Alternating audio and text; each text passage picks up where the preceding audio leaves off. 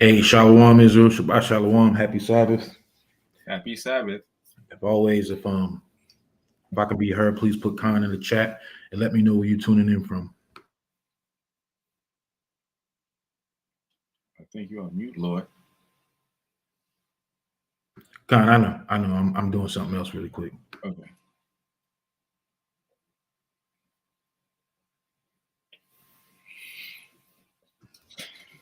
Hey, Tribe of Issachar, Shalom, brother. Shalom. Shalom. And if brothers and sisters would like to be a part of the Q&A today, please make sure that you send all questions to AOCHouston@gmail.com. It's ticking across the screen right under our names.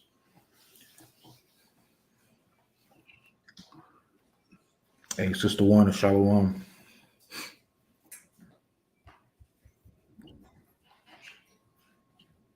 Sister Kanan, Shalom.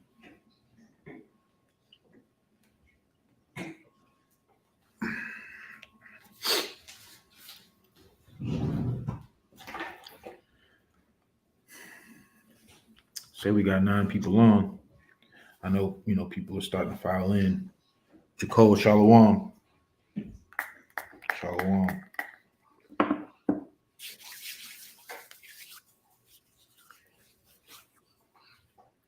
Everybody got the first part of the instructions correctly. Now let me know where y'all tuning in from. Y'all.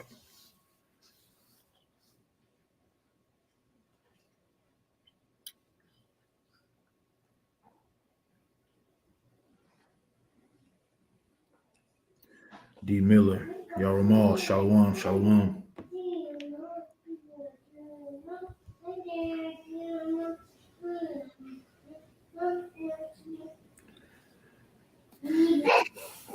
Okay, Sid Jackson, Mississippi, Shalom, Shalom.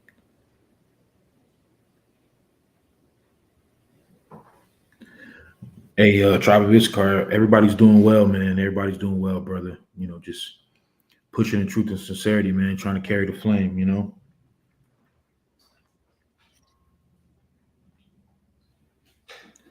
So, like I always like to do at the beginning of the class, I like to ask everybody what they were studying this week. So, everybody can, or just a few people, put in the chat what y'all been studying. Hey, Fresh Prince Omari, Shalom, brother.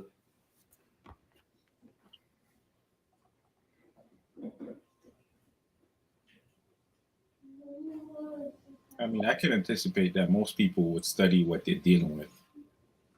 Like the issue that they have during the week, they research on that. But You would think so, right? yeah.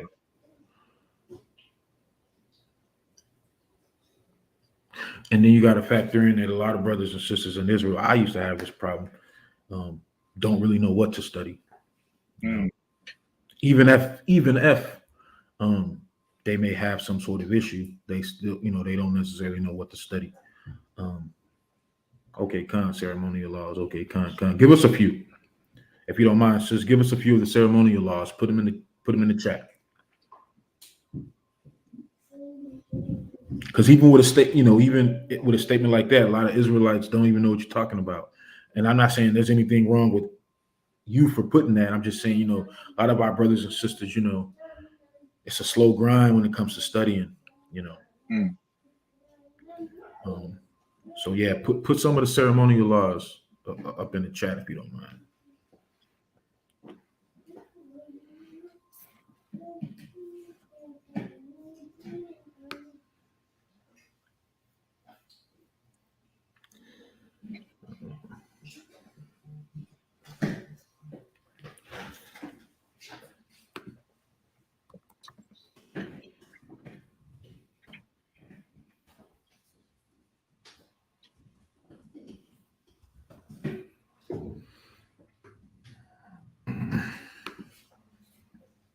So while the sister does that,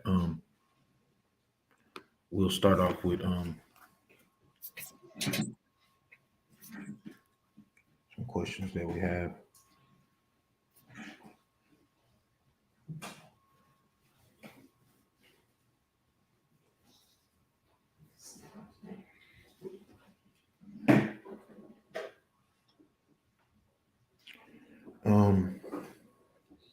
So go to the book of Isaiah, chapter 27.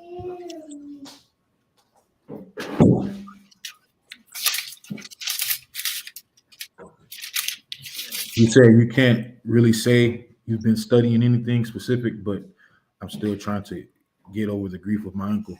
That's understood. But the best way to get over things like that, man, is to hold fast to the word of the Most High. Um, hold fast to this faith, man. That's what this is where we draw inspiration. This is where we draw. Whenever we're going through anything negative, the scripture is the pain medicine, right? Because we're gonna find everything. We're gonna find all sorts of different comfort in these scriptures, right? Perfect example. I'll read this really quick. I didn't. You can stick with what you got, your diet. I'll Sure. read something else really quick.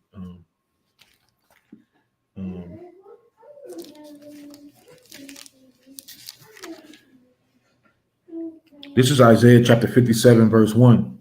And it says, The righteous perisheth, and no man layeth to heart. And merciful men are taken away, none considering that the righteous is taken away from the evil to come. Sometimes, man, the Most High, he takes certain spirits up off the earth, man, because he don't want them to have to deal with what's coming. The scripture also tells us that death is better than continual sickness. But some of us and a lot of us, have family members that the majority of their lives they're dealing with all sorts of ailments, diabetes, arthritis, cancer, all these different type of things they're dealing with it. And then, the Most High, he just takes them, he brings them back, brings their spirit back in. These scriptures speak about things that comfort us. So when we're going through things, it's important that we seek the scriptures, man. And if you don't know what to read, that's when you seek counsel, man. A lot of brothers and sisters in Israel, there's a lot of tools that they have that they don't use, all throughout Israel, man. Whether it's brothers in camps or out of camps, there's all sorts of tools brothers and sisters can use, right? Like we tell brothers and sisters, hey, throughout the week, send your question to the email address. Sometimes you may send a question and get a response right there. Or, some people have sent questions in regarding seeking counsel on things and they get, to take it to the next step. Oh, okay, here goes a number. Call this number, speak to this person, whoop, things like that. So don't ever feel like you're alone or you got to take things on your own when you have plenty of righteous brothers and sisters in this faith that can help, help you get through things.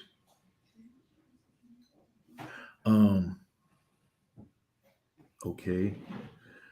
I was reading Epistles of Jeremiah 1-5, chapter 1, verse 1-5. When you say Epistles of Jeremiah, do you mean Baruch? Because I know that that's sometimes called the Epistle of Jeremiah. When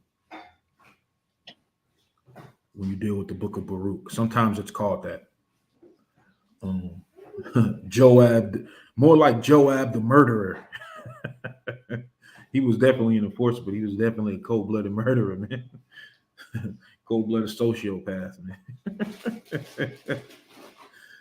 I read that a lot, man. Joab was a sociopath, man. He definitely was, man. Let me see here.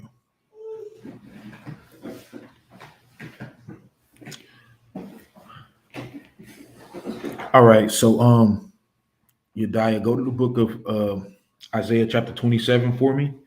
And I want you to start at verse 9 for me, right? Isaiah chapter 27, verse 9. By this, therefore, shall the iniquity of Jacob be purged, and this is all the fruit to take away his sin.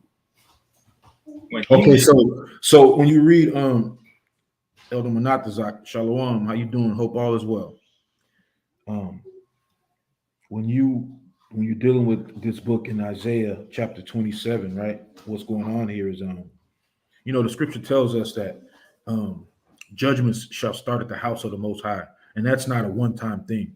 You know, judgment, when judgment happens, it's gonna start with us. And that's in the old world, time of Christ, and even now, right? When while we're waiting for deliverance and things like that, we're waiting for salvation, the ultimate salvation. Judgment is going to start at the house of Israel, right? So what you read about here in Isaiah 27, you're dealing with the Most High. He's about to chastise the Israelites, right? And when he deals with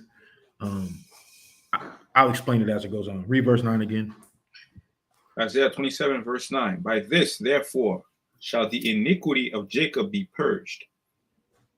And this is all the fruit to take away his sin. When he maketh all the stones of the altar as chalk stones that are beaten in sunder, the groves and images shall not stand up. Yet the defenced city shall be desolate, and the habitation forsaken, and left like a wilderness. There shall see when it says yet the fenced city shall be desolate, and the habitation forsaken, and left like a wilderness. It's dealing with Israel, right? It's just talking about how when the Most High brings forth this judgment, that's what it's going to look like. It's going to be desolate, right? But go ahead, read. There shall the calf feed, and there shall he lie down, and consume the branches thereof. Mm-hmm. When the boughs thereof are withered, they shall be broken off. The women come and set them on fire. Right. So that was the question. What are the basically what are the bows being talked about, right? When you deal in the scriptures, a lot of times you deal with trees are dealing with men, right, or nations, right, and so Israel was called a cedar, different things like that. So right here, when it says the boughs are withered, it's talking about our judgment to come, right? It's like the simile of a tree withering and being burnt, because that's what's coming. That the judgment is coming. The Most High is sending nations against us, right? When you deal in the book of Isaiah, it's dealing with the Assyrians and the Babylonians. The Assyrians for the northern kingdom, and the Babylonians for the southern kingdom. So when the boughs thereof are withered, right, that's dealing with Israel and what's taking place and the judgment that's coming.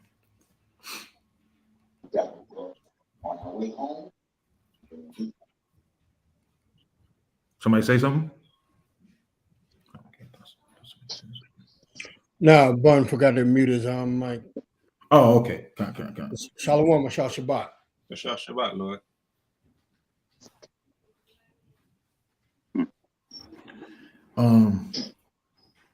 Okay, so the next question is from the book of Isaiah, chapter 13, right, in verse 22. What's the question? Get that, Isaiah 13 and 22. And the wild beasts of the island shall cry in their desolate houses, and dragons in their pleasant places.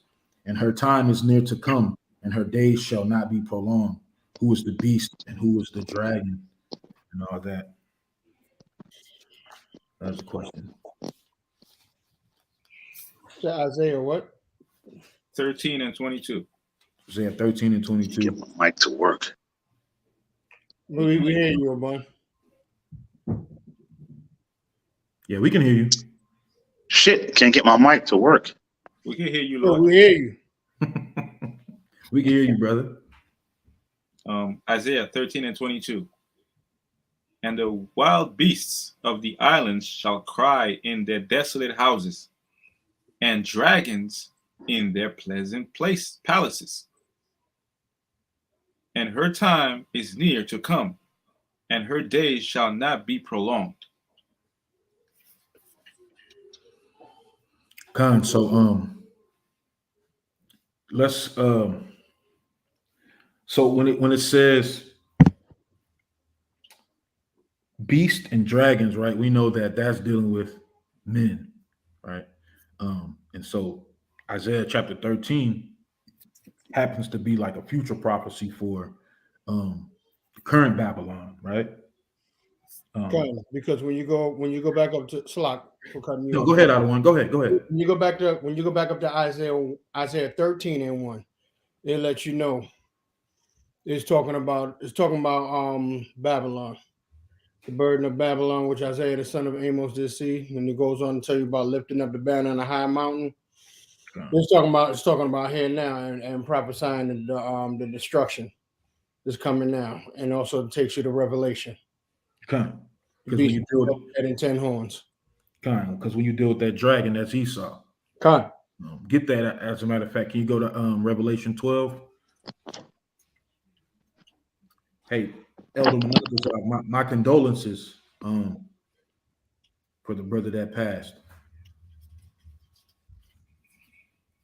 Can't get my mic working. Oh wow! I believe I may have met that brother one time. I'm not, Wow! Yeah, I know the brother Gary. Wow! Nah, give the family the condolences from AOC. Manat Zakmayim. Khan, not a one Khan. Okay, I'm thinking of someone else then. But nevertheless, my condolences to him and his family, as well as you.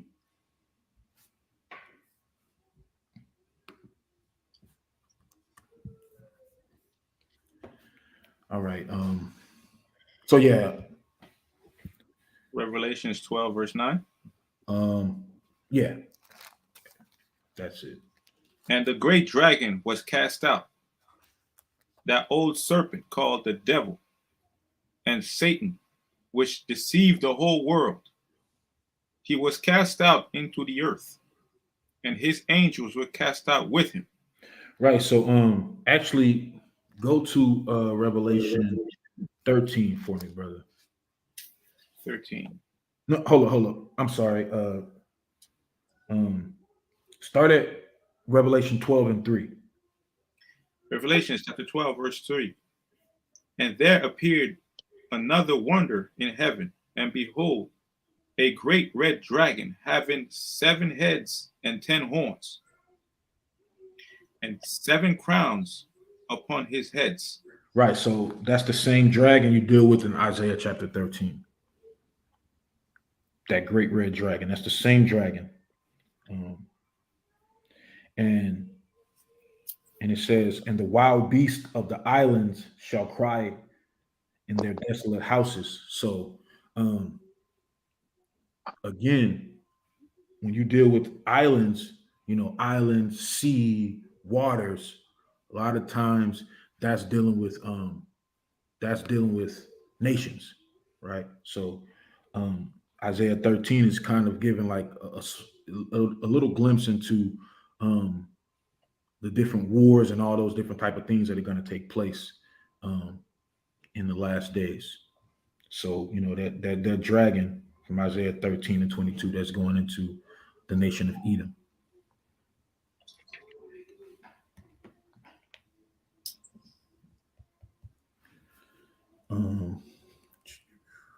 Anybody else got anything on that?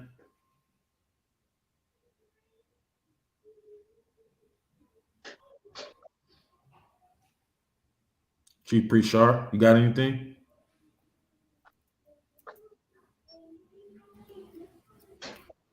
Hey, Abun, we were trying to tell you that we could hear you.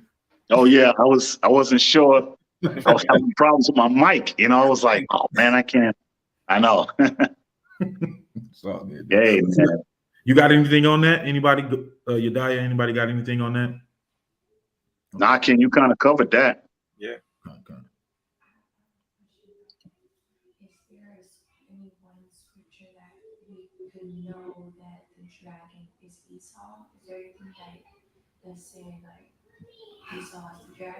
Well, it's not necessarily anything. Like it's like this, right? Because a question in my home was asked: is there anything that says Esau is that literally says Esau is a dragon? And it just goes back to how the Bible is always going to give you characteristics, right? Like we used to have. Well, I used to deal with some brothers that were Torah only, and they would say, "Oh, it doesn't say his name," and but it's like it didn't give you characteristics of Yahweh Shai in the Old Testament, in the law, and in the prophets. It's going to give you his characteristics. And so when you deal with that red dragon, when you deal with Revelation 12 and 13, relating to that dragon, it's going to give you all sorts of characteristics. Not only that, but going back to Daniel 7, right? Daniel 7 goes through all these nations as animals, but then it gives you the Roman Empire as an element. But when you go to 2nd Ezra 11 and 12, it expounds on the Roman Empire as an animal. And so that's where you kind of have to know the history of the Bible. You have to, it's like you got to dig, Right. But I mean, when you deal with, the red dragon, who do we know in the Bible as red? Right. And so Esau being red and the red dragon, those 7 heads that it's dealing with, that's dealing with his major empires.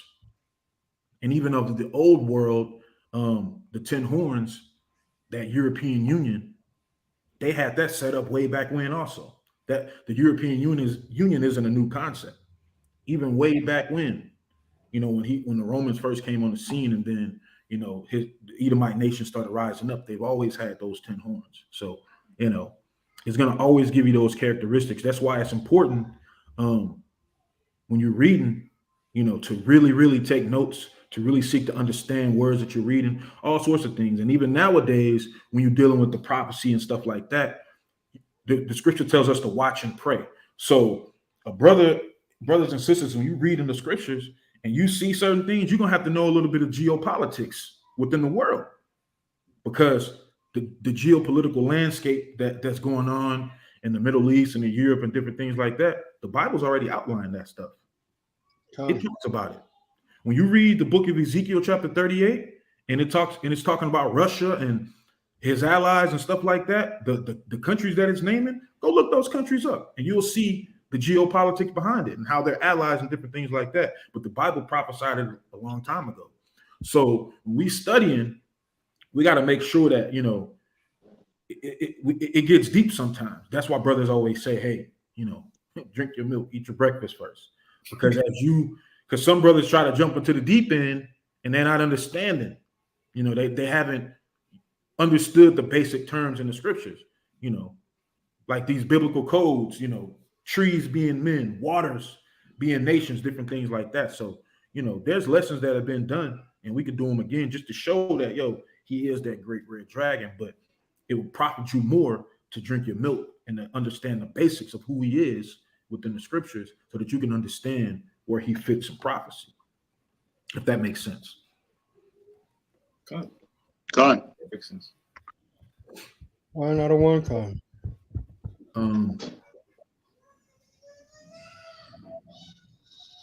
And also some of the questions that have been asked from the book of Isaiah, some of the sisters, they get together every day and they, go through the scriptures together. And I'm here working from home, so I got an ear to it. So I would always, suggest, to those sisters that have been studying together, like, listen, if you're going to read in the book of Isaiah and the book of Jeremiah, make sure that wherever you're reading that, you go back to the book of Kings and the book of Chronicles to understand where that prophet is prophesying at. Isaiah prophet, it tells you in let's go to Jeremiah chapter 1 really quick.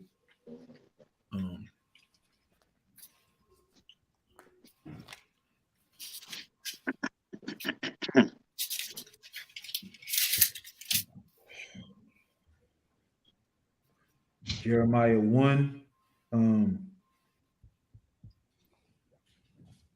and verse, you can start at verse 1.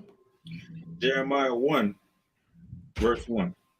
the words of Jeremiah, the son of Hilkiah, of the priests that were in Anathoth, in the land of Benjamin, to whom the word of the Lord came in the days of Josiah, the son of Ammon, king of Judah. So we have one. There's Josiah. That's one king. Go ahead, read. In the 13th year of his reign. It came also in the days of Joachim, the son of Josiah, king of Judah.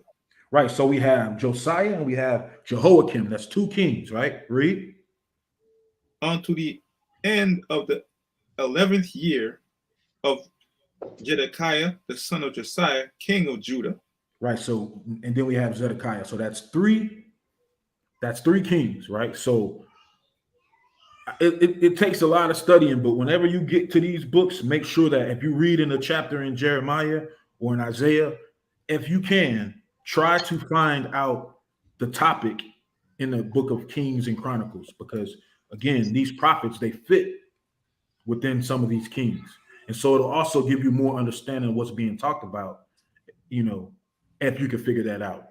Because, you know, to tell you, like, you know, Jeremiah, he's within these three kings, right? So now go back and read about those three kings and what's going on, so that when you're reading Jeremiah, you can have a little bit, you know, better understanding of what's going on. Perfect example. Another question comes from the beginning of Isaiah chapter 30. So let's go there.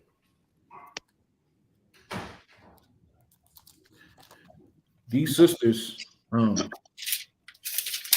actually blowing some of you brothers out of the water, man. It comes to studying and then asking these questions. They're blowing all of them out of the water, because the sisters are the one with the most questions and better questions than brothers. So Isaiah chapter 30, starting verse 1 out of 1. Isaiah chapter 30, verse 1. Woe to the rebellious children, saith the Lord, that take counsel, but not of me, and I cover with a covering, but not of my spirit, that they may add sin to sin.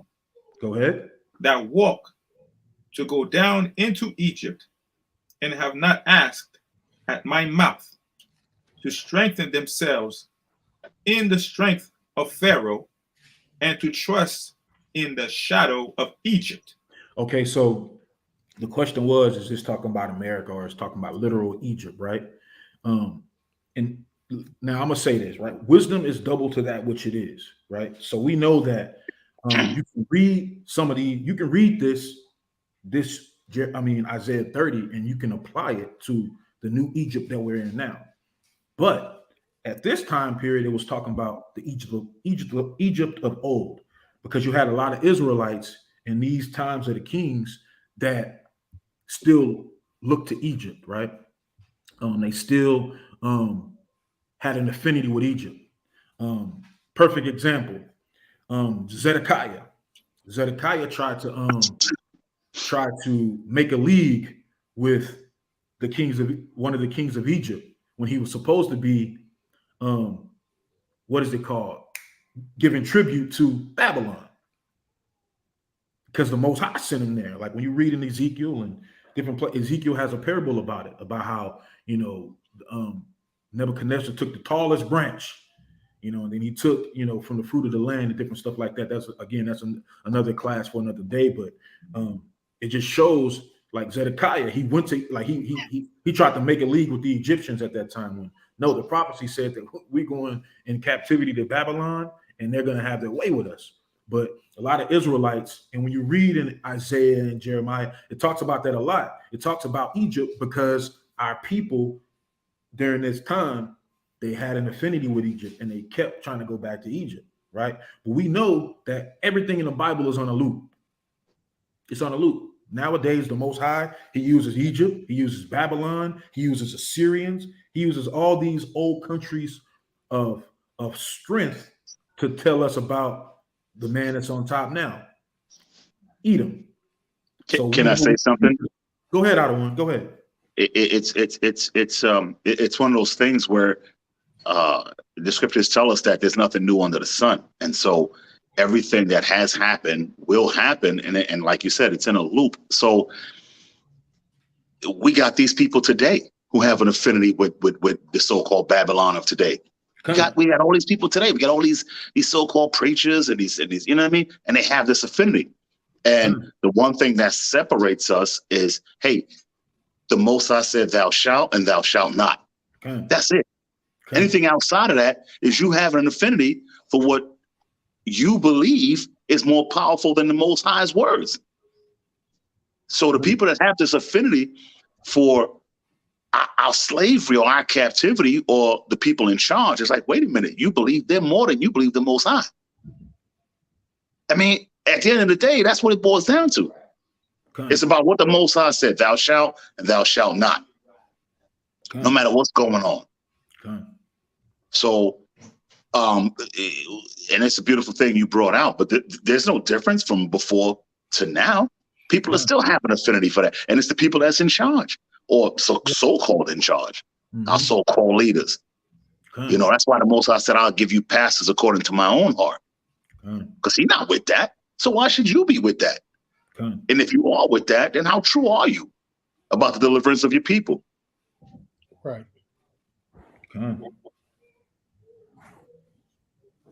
Absolutely. And it's a shame that these leaders are, in the beginning, most of the time they're about that work, but once things get sweet for them, they want to say, "Oh, absolutely, let's go easy on the enemy. Let's break bread with them and see if we could," because you want to sweeten your own pot, and it's a dang shame. Yeah, but I'll tell you what, like I got to be honest with you right now, I'm offering salvation. You know, 1995, one vial of salvation.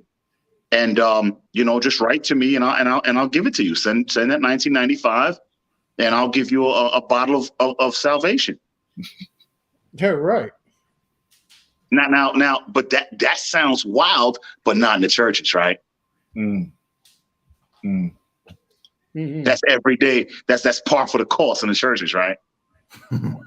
Because they have that affinity for, you know, not only the slave master, but the ways of the slave master. Forget about what the Most High said in the scripture, because if you read that, we wouldn't even have no vials of salvation. So I mean, if you're gonna be foolish, you know, then send me to 1995.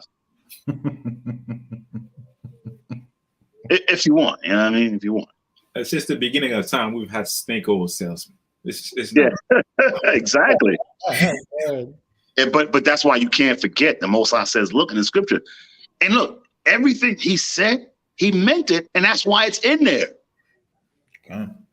Whatever He didn't say, it ain't in there. That's it.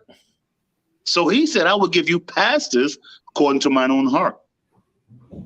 So if somebody's teaching you anything other than what the Most High is telling you, then He's not for you. So why should you have an affinity? You've seen what's going on in this world, not only with Esau and all the nations, but with our people as well. So there are a lot of people and a lot of things, you know, a lot of people that have affinity with Babylon. But again, like the scripture says, there's nothing new under the sun.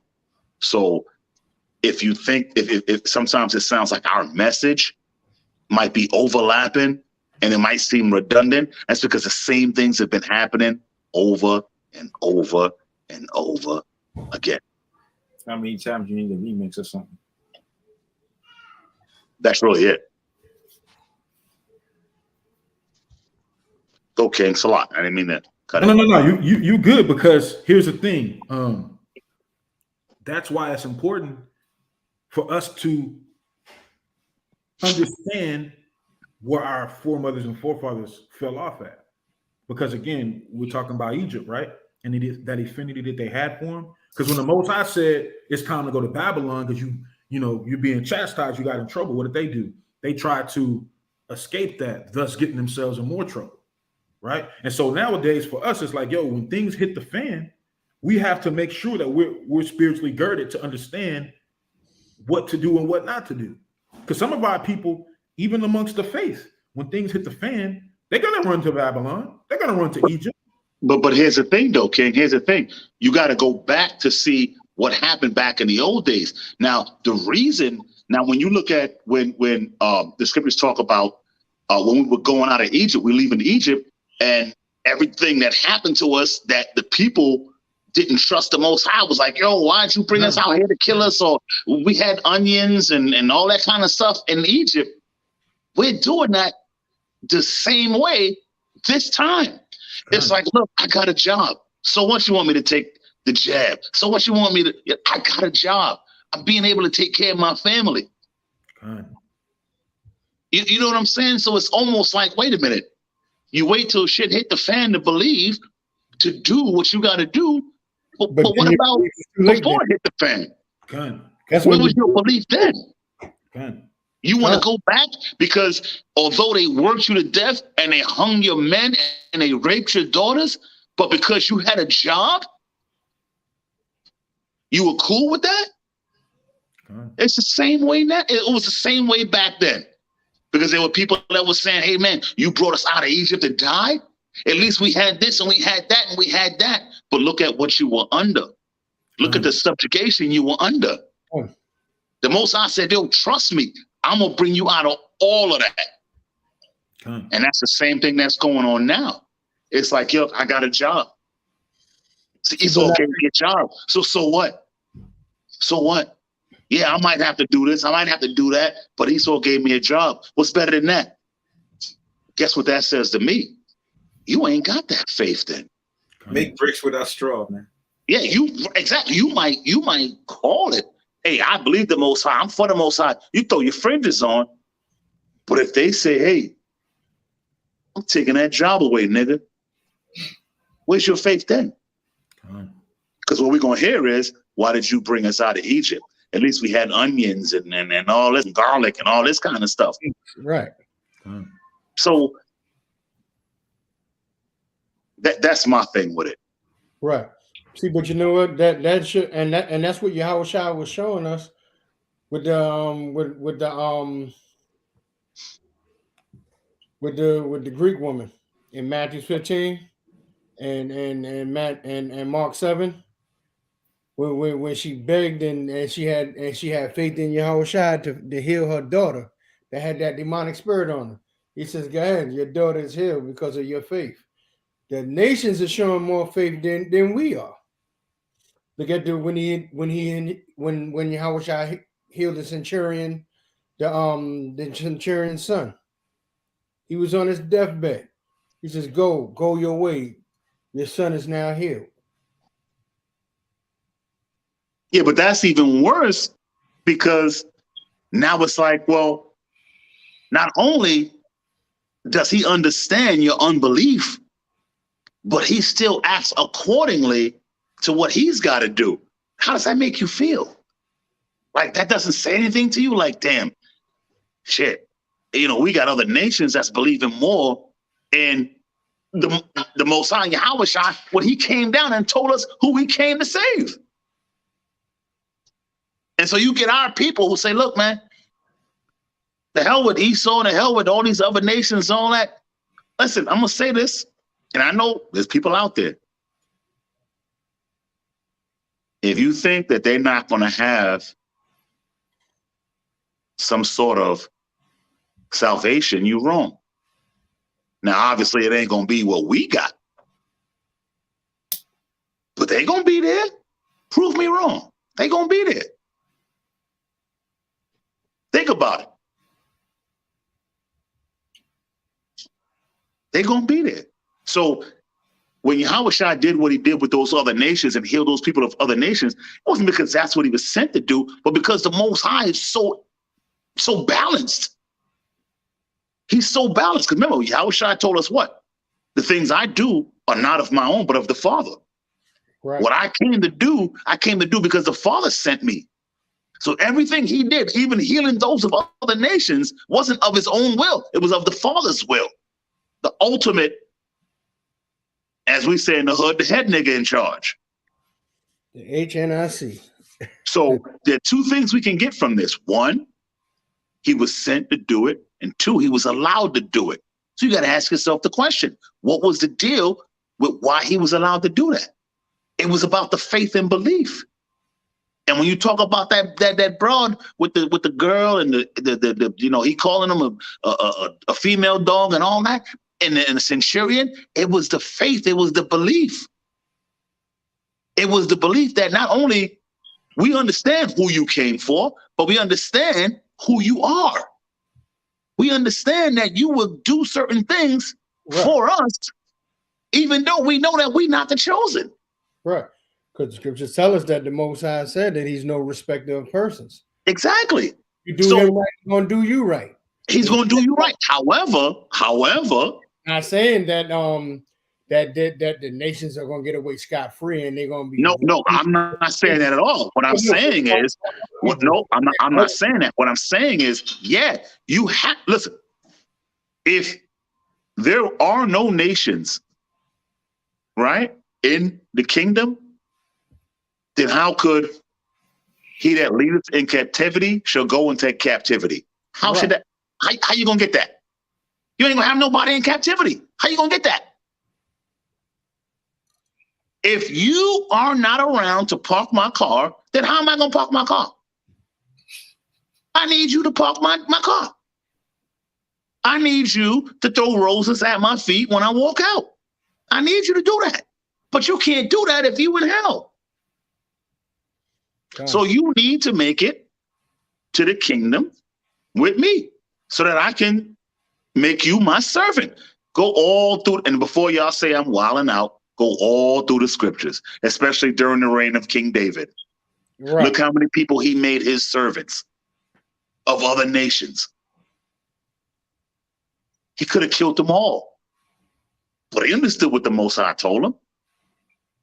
You need servants. You need, you know what I mean? Look, I could bring so many other different examples, but I'll leave you with this. He that leadeth in captivity shall go into captivity. Now, if you ain't got nobody up there with you in paradise, how they gonna be in captivity? Who they gonna serve? You gotta have people to serve you. I gotta physically be there for you to put me in captivity. Correct me if I'm wrong. No, you're 100% correct. Tribe of Issachar. What the elder Benatazak Mayim is talking about, he's actually talking directly to me. But I'm trying to keep up with the conversation here on the Q&A. But what Benatazak Mayim is talking about, the elder, what he's talking about is something metaphysical. So it's basically a conversation between me and him. But behind the scenes, me and him, we're gonna rap about it. It's on a whole nother astroterical playing field than what we actually dealing with here. So you don't have to ask.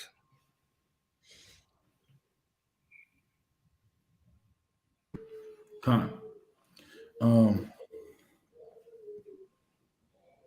So a question, I forgot where it's located, but I believe it was mentioned that David sawed people in half and threw people in ovens or something like that. Can y'all expound on that? Did David really go that hard? What verse are you? Oh, he said he forgot. You got a verse for him, Sean?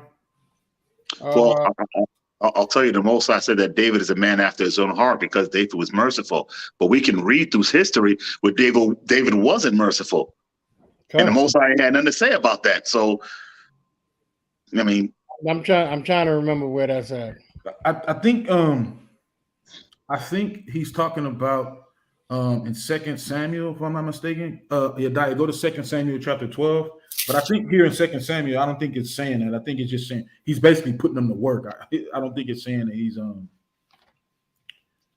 Con, I was reading that last night too. Con, I like the haircut, man.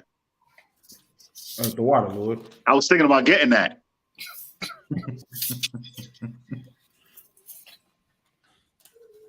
Yo, bud. What? Who says being righteous can't be fun? God. 2 Samuel chapter 12 and 31. 2 Samuel chapter 12, verse 31. And he brought forth the people that were therein, and put them under saws, and under harrows of iron, and under axes of iron, and made them pass through the brickland. And thus did he unto all the cities of the children of Ammon. So David and all the people returned unto Jerusalem. Right. So I know it reads like he was sawing them, but I think he was just putting them to work, like making them work with saws and iron and different things like that. Am I wrong on that? No. I mean, it was a little more, but no. Oh. Okay. Unless there's another one somewhere where it talks about how he literally saw it. But I mean, David was going hard on him, though. I mean, as far as when it came to, war. Well, think about it. What happened when that dude came and told David that he Killed Saul. exactly what happened then? Right. So David wasn't, he wasn't no pushover. He did what he had to do, and we know that it was okay with the Most High because never once where you read the Most High punished him for it. Mm-hmm. So it was cool because not once did you read the Most High punish him for it. So he was about that life. He was about that life. He had that same energy, no respect to person. He had that same energy. So yeah. And it was all within righteousness, though. That's the key. Con, when you look at verse 31, and I was just looking at it. When you read the way it's actually put, he was putting people to death. You're saying that he put them under the saw and under the harrows of the iron. He was putting them under and making them pass through it. So he was putting them to death. I mean, no matter what, no matter what those other things were, he was doing. No matter who he put to death, who he didn't put to death, he did things according to the scripture. He did things according to the righteousness of the Most High. And he was giving cats the business when it was necessary. He was giving cats the business when it was necessary, and it wasn't even a thing where he thought twice about it. And the Most High was cool with it because, like I said again, you don't read anywhere where the Most High punished him for it. So if he's punishing you for it, and all things come from him, then you all right. You all right. And you might not have the same type of headphones that Yediah got, in the 70s, but you all right.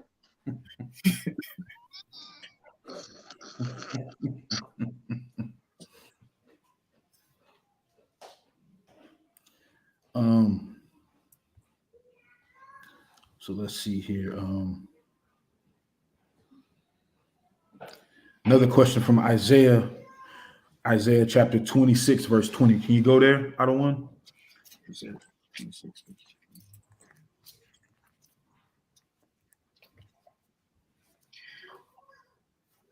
Isaiah chapter 26, verse 20. Come, my people, enter thou into thy chambers and shut thy doors about thee. Hide thyself, as it were, for a little moment, until the indignation be overpassed. Right. So the question was, what are the chambers?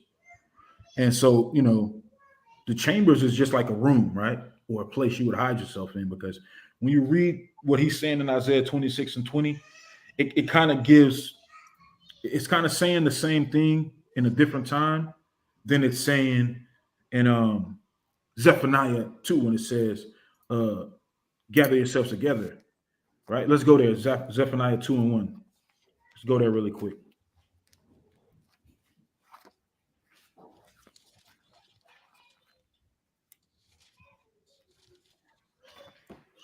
Zephaniah chapter 2, verse 1. Go ahead. Gather yourselves together. Yea, gather together, O nation not desired. Mm-hmm. Before the decree bring forth, before the day pass as the chaff, Uh-huh. before the fierce anger of the Lord come upon you, Mm-hmm. before the day of the Lord's anger come upon you. Seek ye the Lord, all ye meek of the earth, which have wrought his judgment. Seek righteousness, seek meekness. It may be ye shall be hid in the day of the Lord's anger. Right. You may be hid in the day of the Lord's anger. So again, he's saying, go, go into your chambers. Come, my people, enter thou into thy chambers and shut thy doors about thee. Same thing when we was in Egypt, right? Put the blood on the doorpost, get in, the death angel is passing. So it's kind of those same type of things, get out of the way while I do my thing, while I bring forth judgment. So chambers is like a room or, a closet or something like that.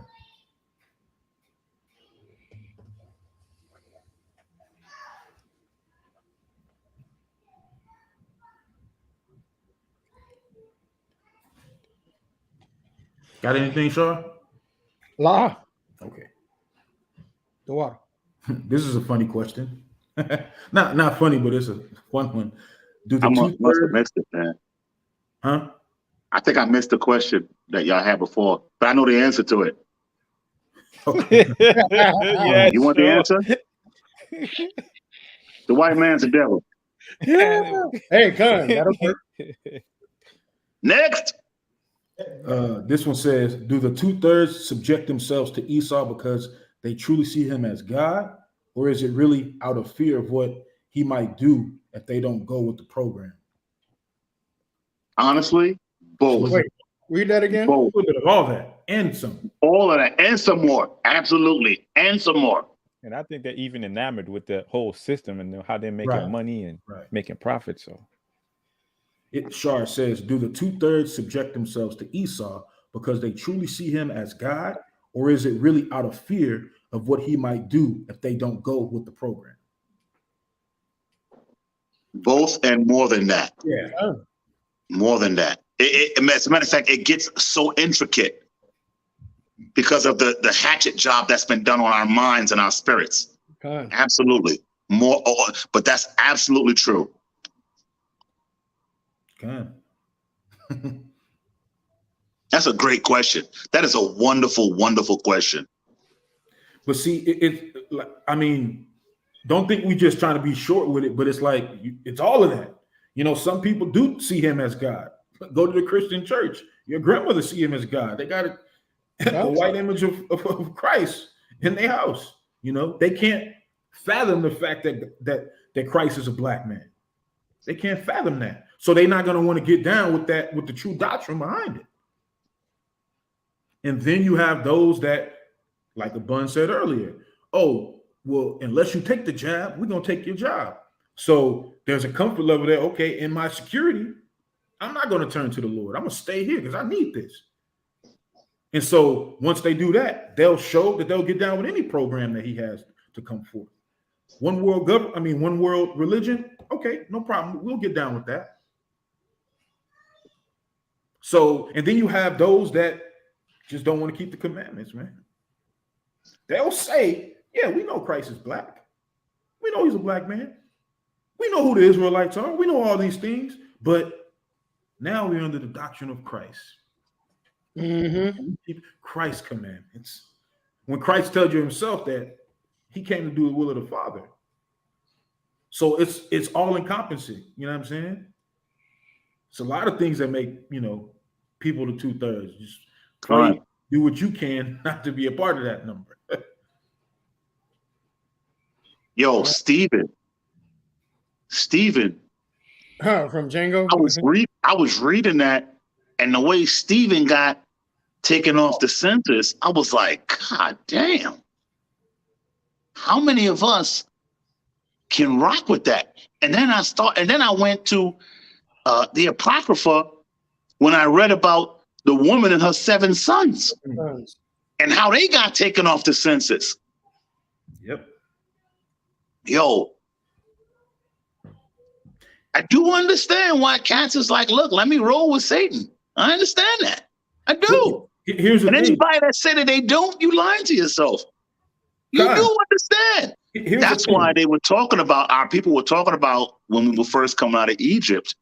That's what do you think all the bullshit that was going against Moses when they would come out of Egypt? It was not because they didn't believe that Moses, well, part of it was because they didn't believe that Moses was going to show them, but they saw the miracles that Moses did. The problem was they had gotten so used to being dependent on a system that didn't benefit them and destroyed them, but allowed them to have an inkling of life. Mm-hmm. And that's what's going on today. But when you look at back in the days with the Maccabees and that woman and her 7 kids and Stephen and all them dudes, they was like, look, screw y'all. And here's the thing. Nobody's saying that anything like that is an easy task. I mean, to sit there and see your children being put to death, that's not an easy thing. Not at all. But it's like, you have to get your faith there. You have to. Or is honestly, let me be honest with you. When I read that story, I said, my faith is not there. They were frying these dudes like pork chops. And I was like, wait a minute. And she was like, look, talking to them, talking to her sons in their native Hebrew tongue, like, yo, these dudes ain't got no power. They got power to kill you right now, but Right. you're going to see them again. Don't worry about that. We Right. got this. God. How many of us could do that, man? How many of us could say that? God. Even if I never reach 100% of that, if I get to 80%, I'm good. I'm okay with that. I'm okay with that. But when you go back to the scriptures, when our people started to disobey, well, they disobeyed. That was the effect. But the cause was they didn't believe. They didn't believe that the Most High could do what he did, what he could do, what he said he could do. And because they had been in a certain situation all that time, it made it easy for them to doubt the Most High. God. So when Yahushua came down to the scene, to the earth, that's why he met a lot of resistance. Because it was like, my nigga, we ain't see that great a thing from your father. And you said you represent him? I don't know about that. I don't know about that. I'm not on the believing tip right now. So at the end of the day, the way you show how you stand for the Most High is what you believe, regardless of what you think you're doing right now, regardless of how bad you're following him. Regardless of how bad. Now, I'm not saying, don't get me wrong, I'm not saying go out there and do no craziness. But if you got a certain point where you got to where you said, look, man, nah, I ain't doing that. The hell with all that. No way, no how. That's a start. That's a start.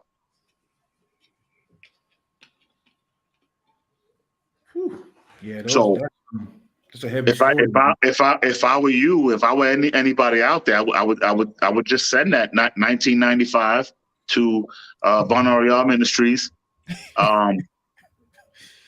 No, too soon. Yeah. All right, A little bit more towards the end. all right. There's a lot of hatred out there, but all right, I get it, especially in Houston. So the Bernard Ministries. Well, because we already Houston, you're gonna have to contend with Joel Osteen. I don't know if you want to get Yo, it's amazing how many times that dude been slammed, and these people still believe him. It's like you got him on camera saying certain things, And these people, you know why it is? Because it gets to the point where I don't care what he say, I still like him. Oh, I because mean, that's what it's got. Look, that's what it's got to be. Because he It's said not on camera, I've got it on video. He said on camera so many crazy things, but it's like, well, I still like him. I don't care what he says. Really? All right. Well, They love him. they love him, and that's why I'm saying we should change our name to Ambassadors of Osteen. come on, man. Hey, But Diana. under him, the religion is the opium of the masses. right. Yeah, well, I'm not gonna pretend like I know what all that means. I know about dollars. Let's get it down. I'm just messing around. So the next You gotta- question is a sister asked, are any of the original Egyptians alive? I know they were Africans, but I'm not sure if they were different. Thank you. They're in the Sudan. They're in the Sudan. Watutsis and people Right. like Not only the Sudan, though, there are concentrations of it, though. Yeah. But the mass population, that's where they're at. that. Like wasn't Manute Bol in Egypt? Isn't he one of them? Calls them men of stature. So you see it, Manute Bol and all his sons, those are, Egyptians evading the NBA. Or Bol, he's around. Those are Egyptians. You're certainly treating them like Egyptians. So yeah. They definitely still around. Hell, we around. So Right.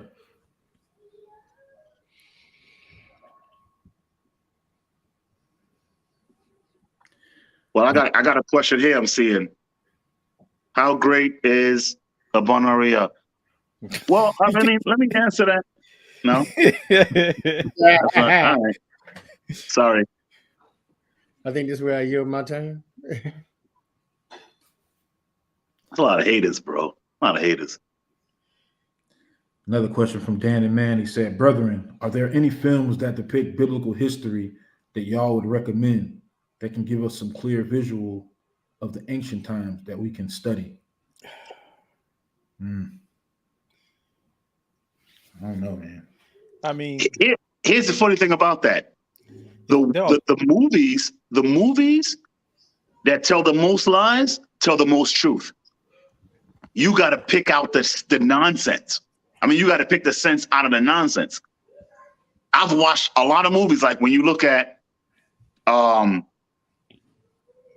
gods of Egypt, or when you look at the Ten Commandments, or when you look at all these other films that all these religious films, they all have a certain truth.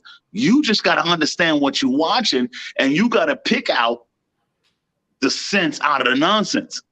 I've watched so many movies, so-called religious movies that have told the truth. Like Moses. We know he wasn't that color, but they told the truth. They put him in the basket. It went out into the river. The Pharaoh's daughter did find him, and those things were true. You just got to pick out the nonsense. I mean, pick out the sense out of the nonsense. Right. You can learn something from every single so-called religious movie that you see. You just got to understand and match it to the scriptures to know that they're talking about you. This did happen or this didn't happen. Right. I'm telling you that from experience. Years and years of experience. They all tell a little truth. You just got to pick it out. So you can learn something from all of them as long as you know what to look for and what to not look for. Okay. I mean, if brothers have anything else, but I've found that because I'm a big watcher of those movies. That's all I do. So, I love it on its face value. Right. So when you look at it, just substitute certain things and you'll understand how things really happen. Right. That's Ten like, Commandments. The 10 Commandments. When the burning bush thing happened, the only thing that was fake about that was the color of Moses. Kanala'ah. and with Charlton Heston and Ten Commandments. Yeah. The only thing that was fake about that scene was the color of Moses. Well, I mean, also when he put the staff before the Pharaoh, I mean, most of these pharaohs was the right tint of Wait a skin color. minute. Wait a minute. I'm not saying that, but even with that, when the staff turned into the snake, and the other staffs from the Egyptians turned into the snake, didn't they have magicians that were doing that at the time? Yeah, that I agree. So it wasn't like it wasn't real. No, it was the way that they portrayed it. Yes, So all these movies told the truth. It's just who they're telling the truth about. Right. That's like you can also watch the movie Ben-Hur. That's a good one. That goes in the First Kings. The chariot and all that. So I think that really would end. I mean, unless you got something else, AOCHouston, that would answer that brother's question. Go to these old movies, but understand it from a different viewpoint, from the biblical standpoint, from your people, and you'll see these things did happen. Now, the way that the people that they said was the color that they were, they might not have. They've been lying, but those things did happen. It's in the scripture that Moses came and Aaron threw down the staff and it became a snake. Yeah. So when they showed that in the Ten Commandments, was that a lie? No, it happened. It happened. Now this cat that they portrayed to be Moses was obviously a lie.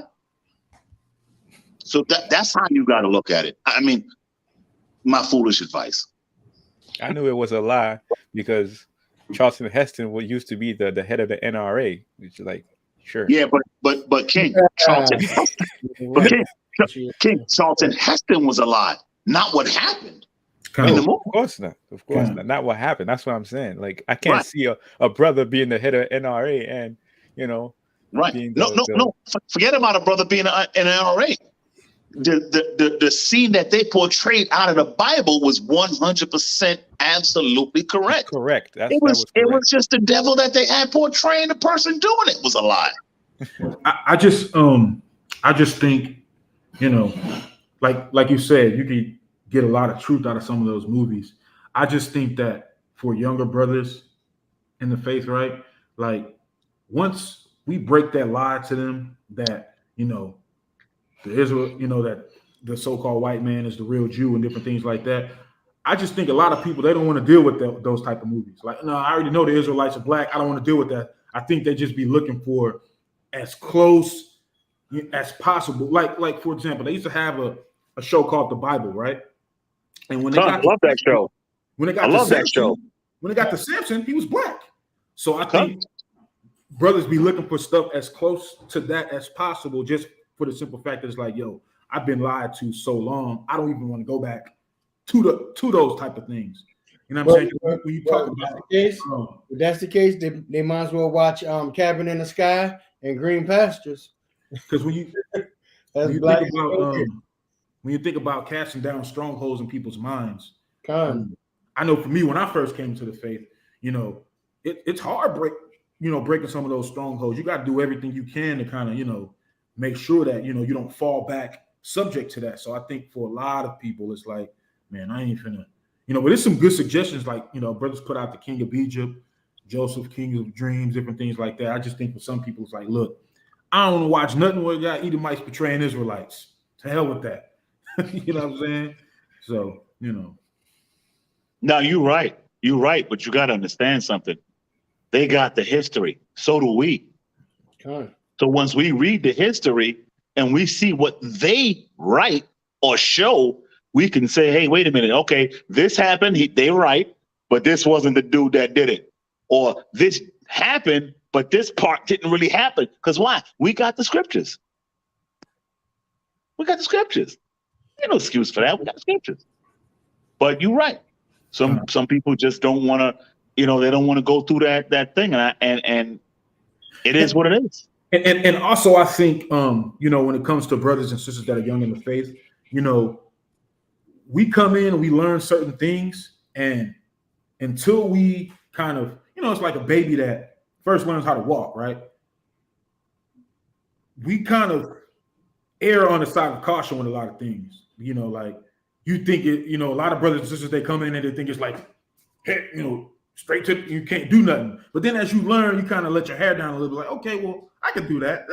You know, that's not breaking, you know. So I think for a lot of people, it's that they first come in, it's like, look, I ain't playing no games. Don't even tell me a joke.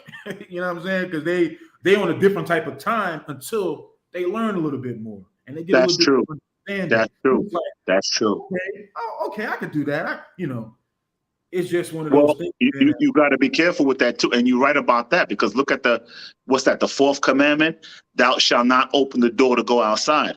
Now, a lot of brothers might not, but that ain't no commandment. Yeah. But here's the thing, though. You get the point. I get the point. Absolutely, I absolutely do. Because you have, So you know, I'm agreeing with you. no, you're right. And I know you are, because you have, and I say this all the time. You have, you know, and there's no disrespect to anybody that came before, because you know, hey, brothers did the best they can, but you do have, you know, some elders and people like that in the faith that make it like that. And so if that's all people see and understand, that's all they, you know, they're like, oh, well, I came up under such and such, and this is the image that was given unto me. Until you get to a place where it's like, you know, it's like a, you know, a dog that's been beaten. When they get to a family that's gonna rub its belly, it's like, okay, this is what it feels like to be loved, or this is what this is supposed to feel like. But a lot of times, you know, our people in this faith, they see only a couple examples early on. And because of some of those examples, they do have a very rigid understanding of this walk. And I think that's what, you know, like I said, like now I will watch a movie like Ten Commandments because I understand eat the meat, man, spit out the bones. But early on, heck no. I'm not watching that, man. Like, Edomites playing Israelites, heck no. And anybody that's doing it, you going the hell off. You know what I'm saying? Yeah. Once you get understanding and you've been in a walk, you know, a little bit, a couple of days, you know, you start to understand things a little differently. Con. Now, I still think that when we look at the scriptures, we got to look at the fact that the Most High told us to have those type of headphones that Yediah got. But because I needed to hear you better because your mic wasn't working in the beginning. he got a mic. Oh, I thought you had a mic. I was like, you got a mic with that? What, like a 70s DJ? Mic is separate. Oh, okay.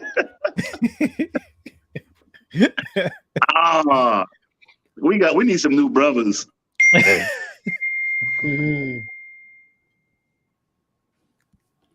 Hey, it's beautiful being with y'all brothers, man, today, man.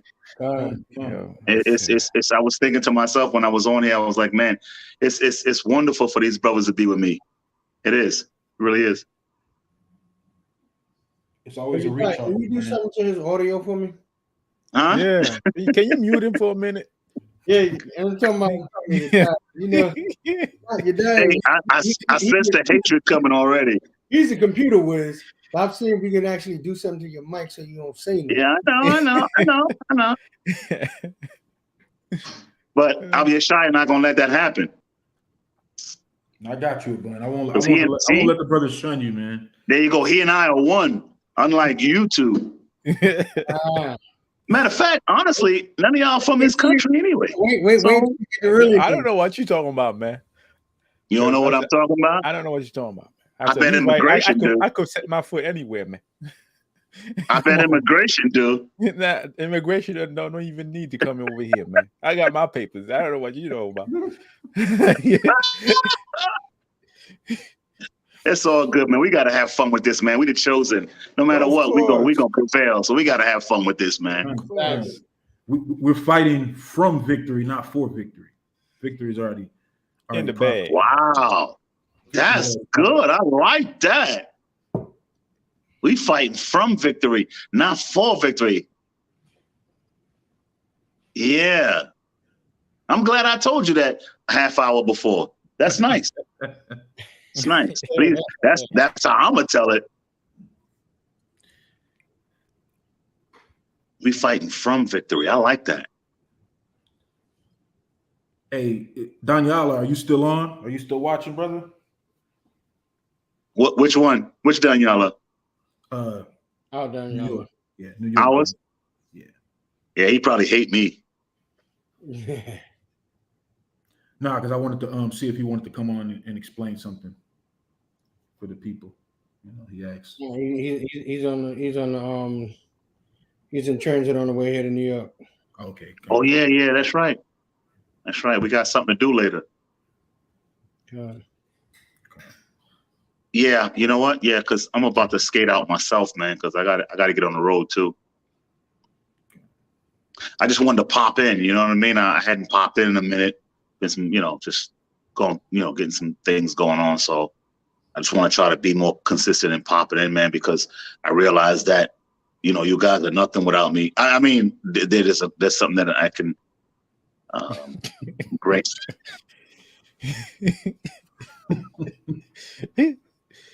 I just love being with brothers, man. That's all. It's all good. Yeah, I appreciate it though, man. We appreciate the insight. You bring a different type of Well, element. actually, I didn't really bring nothing. I brought some jokes, and nobody take me serious, so I just brought some jokes. It's all good, man. It's all good. But I'll tell you this. I will tell you this.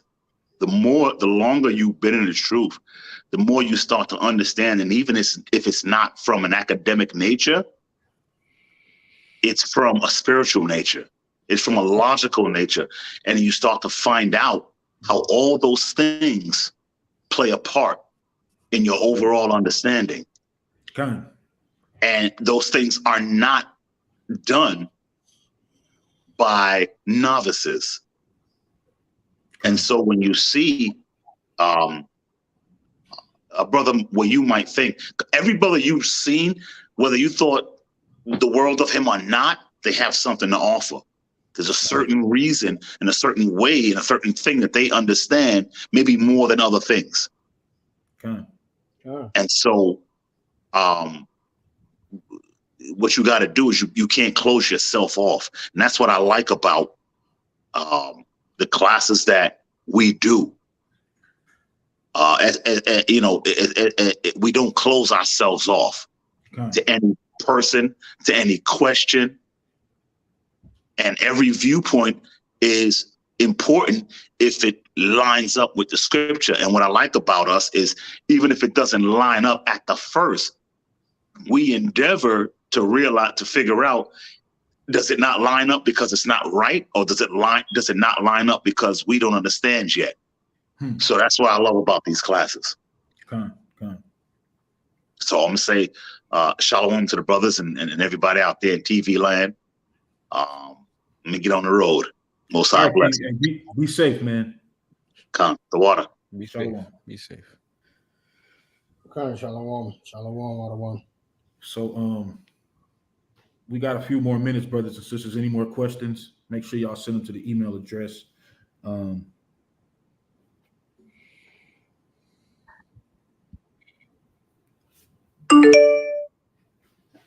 Hey, yeah, you answered my question though, Daniela. You answered it, King. Appreciate it.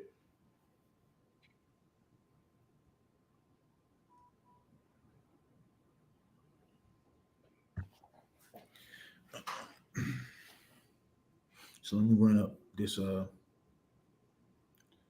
me run up the chat to see if I missed anything.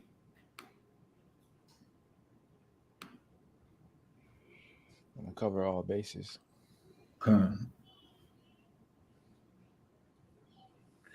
Hey, the brother said we got to make our own films and cartoons. Absolutely, man. We absolutely do. I know the brothers from Israel United. They got a like some sort of movie coming out. I think it's called Joseph's Dream or something like that, dealing with AOCHouston's father. That's a good work, man.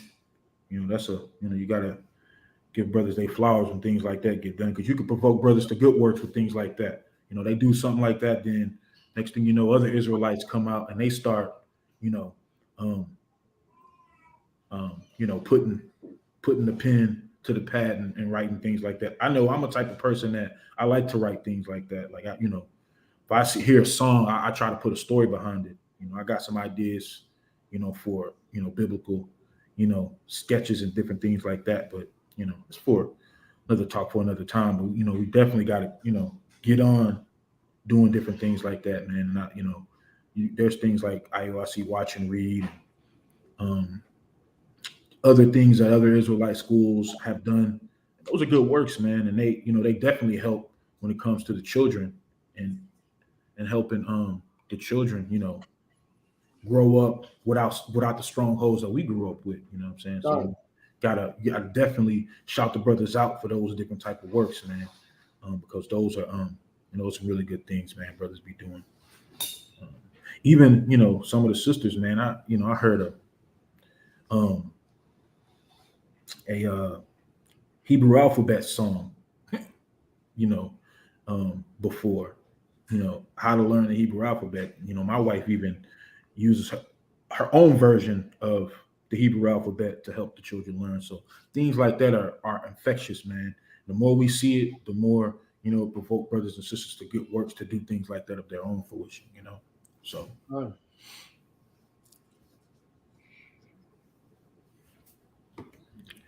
So with that, if we don't have any more questions, I'm going to say shalom. Most High willing, we'll speak with brothers and sisters next Shabbat. Again, throughout the week when you're doing your studies, if you have any questions, please feel free to send it to the email address so that when the telecast comes, we can pop off with those questions, man, and give insight and understanding. Hey, Omari, give me a call, brother, or shoot me a text, man. I help you with that, help you, get into fasting and more and stuff like that, so. Also, I want to give Officer Nawar Rakar from Michigan, AOC Michigan, the water for the donation. And I'm going to say shalom to each and every one of you, and may the Most High bless and keep everyone. Khan. And I say shalom. Hey, Yediah, man, I appreciate you, brother. You know what I'm saying, for hitting me this morning. It's not a problem, Lord. It's not a problem. I mean, if we could lay one brick and put the mortar to build our nation. Here you go. Here go the philosophy, man. Hey, but Yediah, hey, move out the way really quick. Move out the way so we can see that poster, man. Yeah, man. Oh, word, that's nice. The boy got the Jerome on his wall. Yeah, I got Jerome. Yeah, every morning I see him, man. So it reminds me not to act foolish and stupid. I like that. Hey, now this is an Israelite after my own heart. He's not over righteous. But that picture AOCHouston over his bed. And nah. Yeah, bro. Oh my goodness! But I mean, okay, with that, man, I know you took the Playboy posters down, man, before and put that one up. No, that's on the other wall. You die. Yeah, that's another wall. Yeah, it's on another wall. But all right, brother, shalom, man. We'll speak to brothers and sisters next Shabbat. Shalom. Shalom. Hey, Elder Manatazak, man, I appreciate it, man. Thank you so much. Thank you. All right, shalom. Shalom, Lords. Shalom.